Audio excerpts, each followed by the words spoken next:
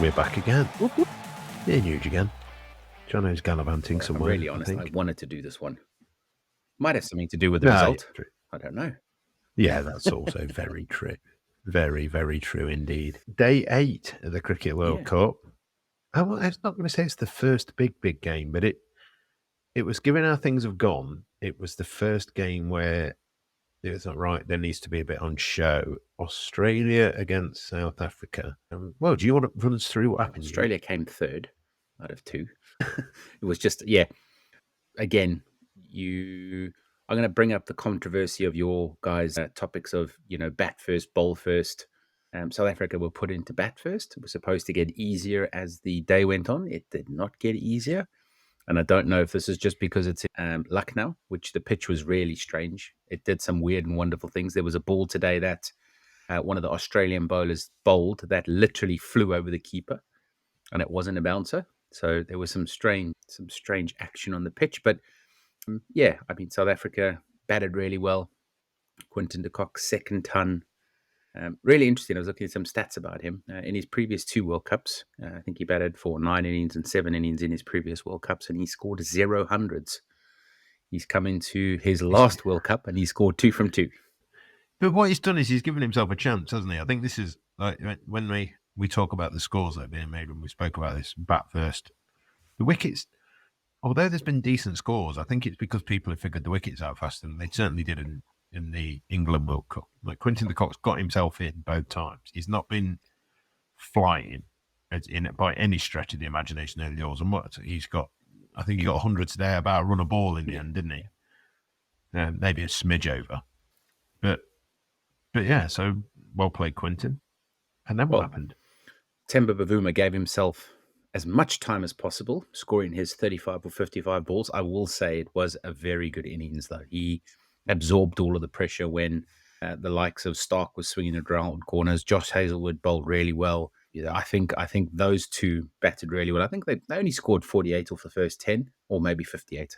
Yeah. But from my perspective, it was really good to see them absorb the pressure and then try and give the middle order and the tail end as a platform to work from. Didn't quite happen that way. There was, you could argue there was 30 runs left out there. Markram got out, Klaasen got out, Miller got out, Janssen got out. They really could have kicked on. And I suppose, looking at, again, my 2-tier conversation that I've been having, the difference between Sri Lanka and Australia is the Australian death bowlers got most of the South Africans out.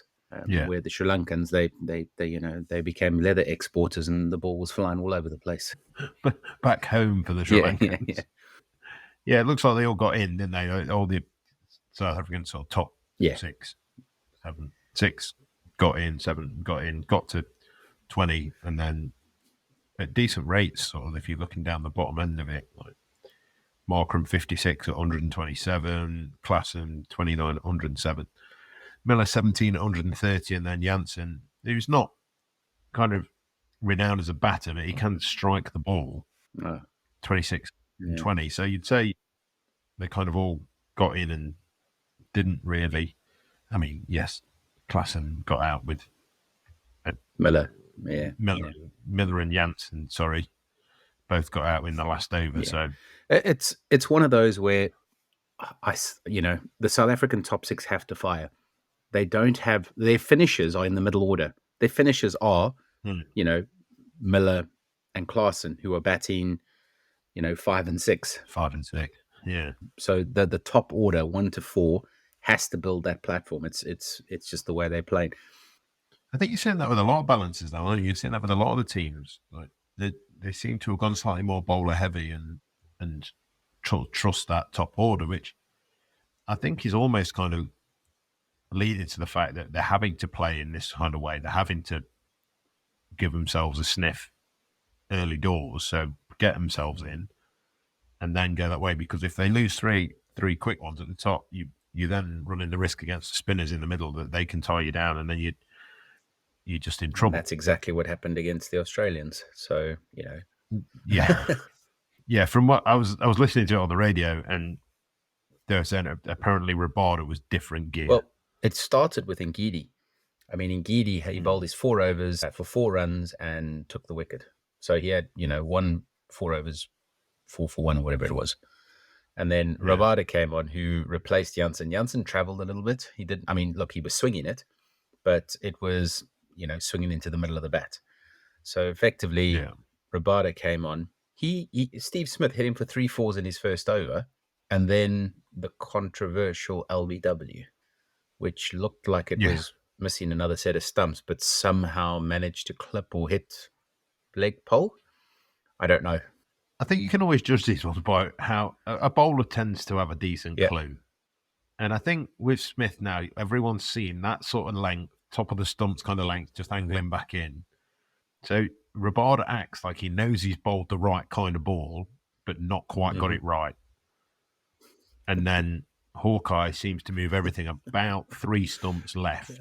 The biggest shocks were, first of all, Stoinis, Smith, and the umpire. They were trying to figure out how that was hitting. Yeah. And then that led to another bit of a shock when Stoinis was well given not behind. out, but then that decision was overturned. Yeah. Can you run us through that one? Yeah, strange. I mean, first of all, what a phenomenal take from Quinton de Kock. It was, going down leg, big full length dive, 2 hands to it, takes a brilliant catch. But that doesn't make it out though. Interestingly, Stoinis was walking off. He knew that he gloved it. What he didn't quite know is whether his his hand was in contact with the bat or his other glove.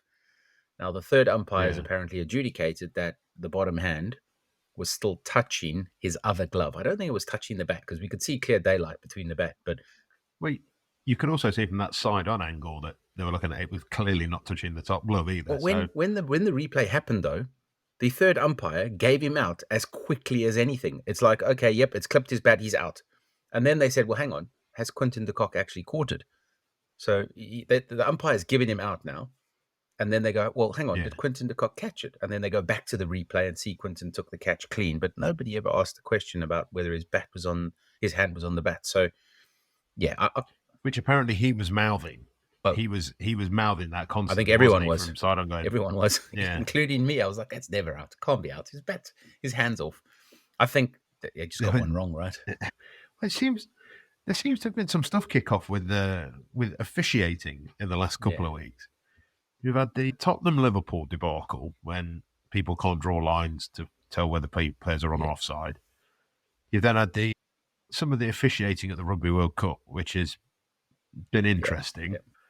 And just when you thought cricket had got what football termed VAR, we call it third umpire, like nailed, this happens. It has been very strange. But now I'm gonna raise those 2 points and say, okay, Steve Smith and Marcus Stoinis, South Africa still won by 134 runs. Yeah, I think that's where it when I suppose Smith was was he third out? Yeah, third out. There could be a potential argument there that Steve Smith, if they're 50 for 2 off 10, they're in the game. I always use Marnus Labuschagne as a guide.